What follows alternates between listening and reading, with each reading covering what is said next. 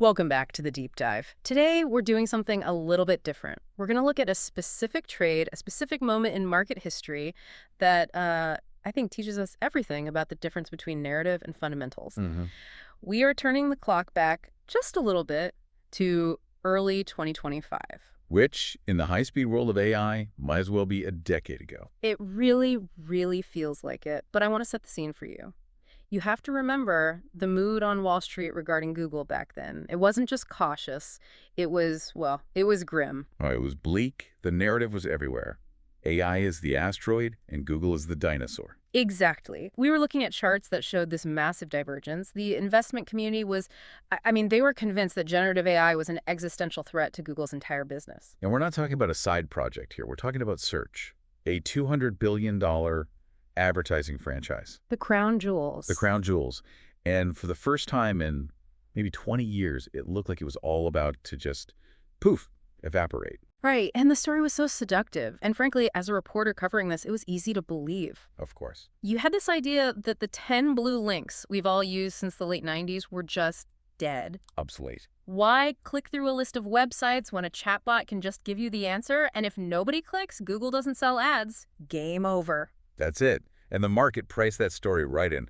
We saw Google stock, multiple, just compress significantly. Massively. While its competitors were trading on pure AI promise sky-high valuations with no revenue, Google was being priced like, what, a legacy utility company? The value trap. That's what everyone called it. A value trap about to get disrupted. But, and this is why we're here today, we have a stack of reports in front of us, investment memos, deep technical breakdowns, and they all argue the exact opposite. They suggest that market anxiety was totally misinformed, that what looked like Google being, slow and defensive was actually strategic patience. That's the core thesis we need to unpack. The argument here is that Google shifted. They went from being this lumbering, slow-moving incumbent to becoming the infrastructure layer for the entire AI economy. So we're not just talking about a search engine anymore. We're talking capital allocation, custom silicon, and a huge shift from building products to building platforms. So the mission for this deep dive is to analyze that pivot. How did Google go from dead man walking to potentially the most important player in the AI stack? But I want to start by stealing the bear case. We have to. We have to be fair here. Why did the market panic so hard? It wasn't irrational, was it? No, not at all. It was based on the logic of disintermediation. Oh. For 2 decades, the internet economy ran on a very specific chain. Okay. You have a query, Google gives you an index of links, you click one, and Google serves an ad. It's the query, index, click, ad model. That is the printing press. And ChatGPT threatened to break the press. Completely. The fear was this direct answer model. If I ask an AI, what are the best municipal bonds to buy right now? And it just tells me. You don't go anywhere else. You don't go to a publisher's website. You don't see a Google ad. Commercial intent is captured by the AI, not the search engine.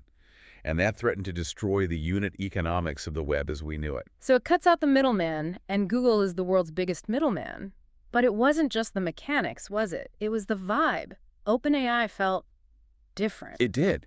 Unlike previous threats, think Alexa or the Facebook graph search. Sure. Generative AI actually offered a superior user experience, especially for knowledge work. It was just faster for research. And, let's be honest, OpenAI had the narrative advantage. Oh, totally. They had that underdog energy. They were nimble, fast, focused. Yeah. And Google looked like a sprawling conglomerate. I remember looking at the numbers back then. Investors were applying what the reports call a show-me discount. Google's PE ratio compressed from, 28 down to 20? Something like that, yeah. For our listeners who don't spend all day looking at terminals, that's just the market saying, we don't believe your future growth is real. Precisely. They viewed Google's AI announcements as reactionary. Oh, OpenAI did this, so we have to do something.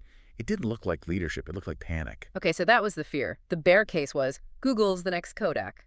Now let's get into the counter thesis, because this is where the financial analysis gets really interesting. Right. The reports emphasize that AI isn't just a software battle. It's a capital allocation battle.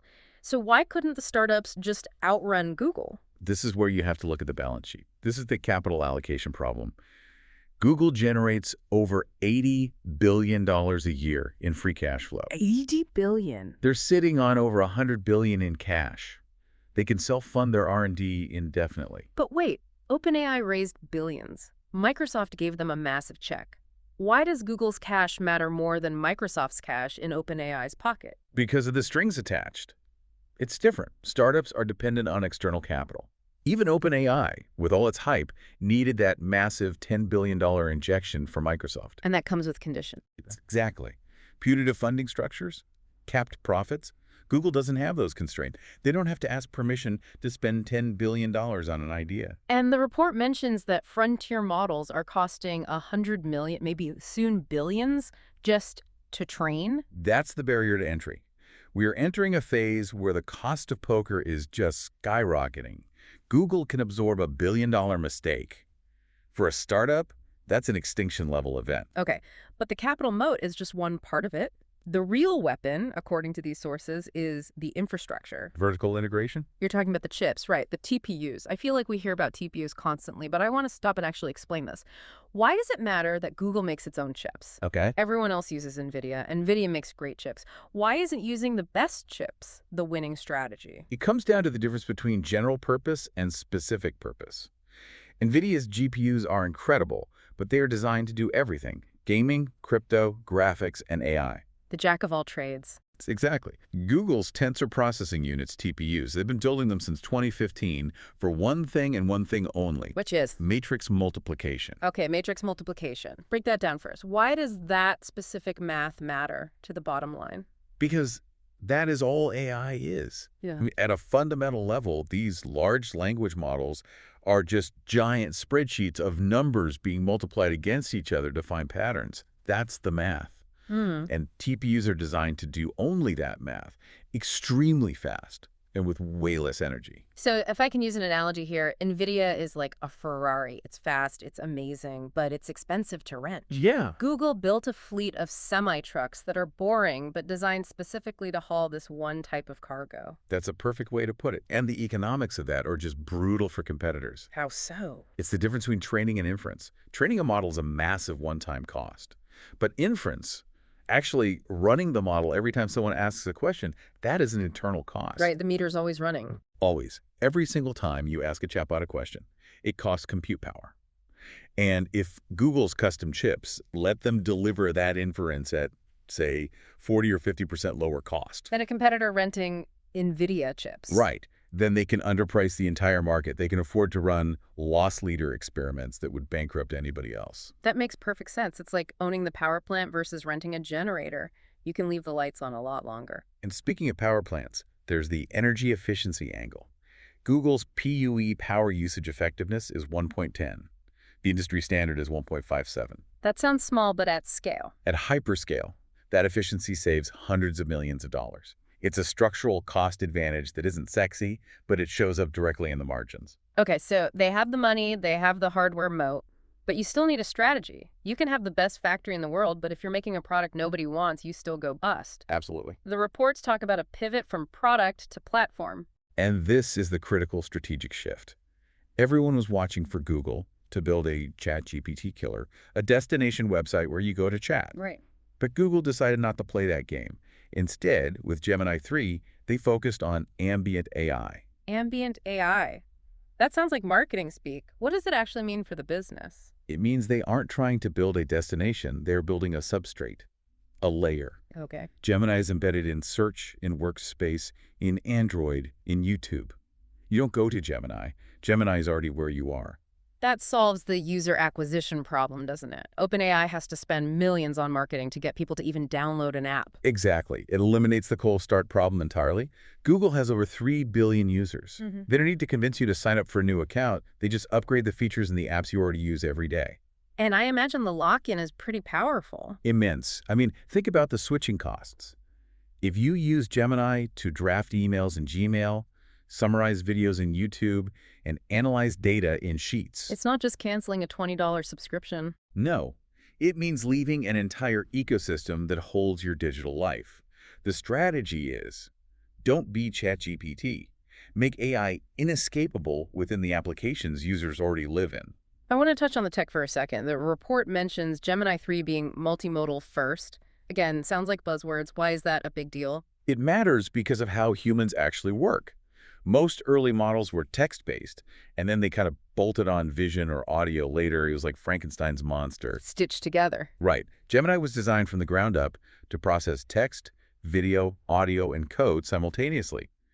That mirrors how we actually interact with information. So it's not just translating text to an image. It understands the context across all of them at once. That's it. It allows for much more complex, fluid use cases that text-only models really struggle with, like watching a video of a broken sink and listening to the noise it makes to diagnose the problem. That's a multimodal problem. Okay, let's talk culture. Because for a long time, the knock on Google was that they couldn't ship. They were paralyzed by their own size. The innovator's dilemma. It was a fair criticism. But these sources highlight something called Google Labs as a signal of change. This was the cultural pivot. They revived and expanded Google Labs as a sanctioned experimental arm. Think of products like VO for video or Notebook LM. I've heard of Notebook LM, the research tool, right? I've used it to summarize earnings calls. Right. It targets that exact research assistant narrative that OpenAI has, but it leverages Google's own document ecosystem. But the point of Labs isn't just the products. It's the velocity as a signal. Explain that. Velocity as a signal to whom? To investors, to Wall Street. These are low-cost experiments. If 90% of them fail, it's fine. But if 10% hit, the ROI is massive. More importantly, though, it showed the market that they could move fast again. So it's about moving from perfection paralysis to shipping discipline. Yes. Instead of these polished quarterly releases, they moved to weekly drops. It showed investors and their own employees that they could run at startup speed again. All right, let's get to the part the financial reporters really care about. Monetization. Show me the money. Everyone thought search revenue was going to zero. What does the data say? The data shows that AI changes search, but it doesn't kill it. In fact, the engagement metrics are interesting. They're seeing longer sessions, more complex queries. Meaning people are asking better questions. And staying longer. But the real savior is the new ad formats. We're talking conversational ads, sponsored summaries. How does that work? Because if I get an AI answer, where does the ad go? So think of it as a suggested follow-up or a sponsored citation. If you ask about travel to Japan, the AI gives you an itinerary, and maybe the hotel recommendation is sponsored. Got it. The math is simple. If AI search maintains, say, 85 to 90% of traditional revenue per mil, that's revenue per 1,000 impressions, while increasing the total volume of queries, the model works. So the pie gets bigger because people are searching for more things, even if the slice per query gets slightly smaller. What about cloud? Cloud, GCP, is the fastest growing segment. And they are running a classic playbook here. Use the lower prices made possible by those TPUs to capture the AI workloads. The Trojan horse strategy. Exactly. Come for the cheap AI training, stay for the security and data storage. Once a company's building on Google's infrastructure, you just upsell them everything else. The report mentions workspace upsells, too. Oh, yeah. That's the enterprise play.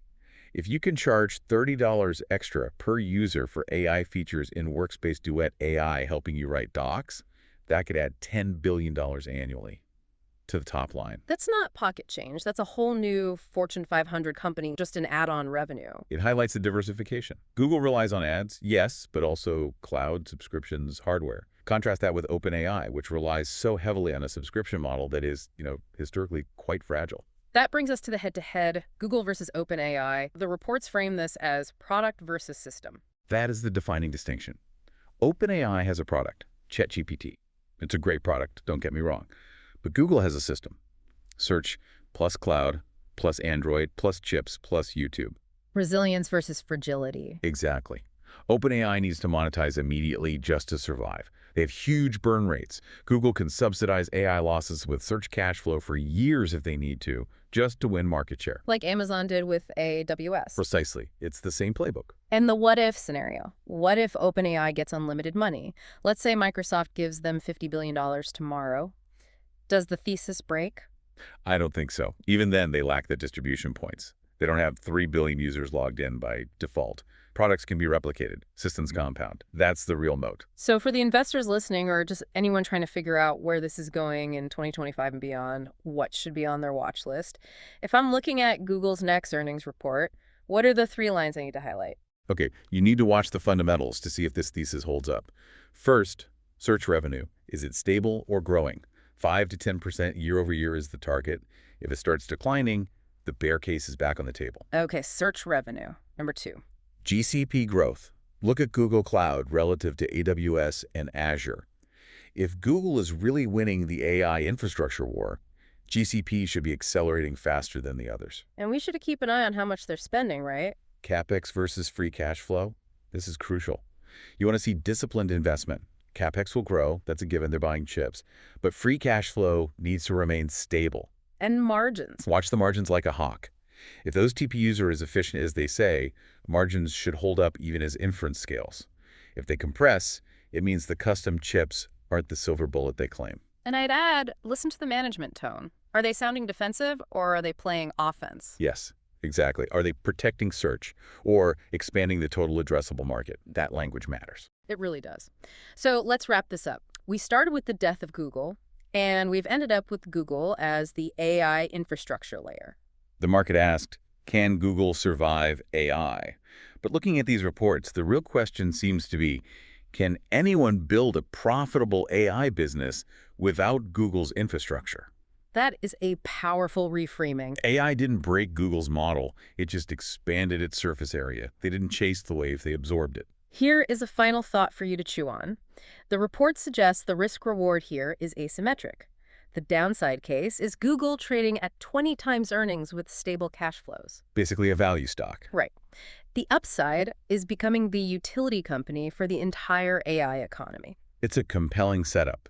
Google wasn't disrupted because, in many ways, Google is the internet infrastructure. And that is a fascinating place to leave it. Thanks for diving in with us. We'll catch you on the next deep dive.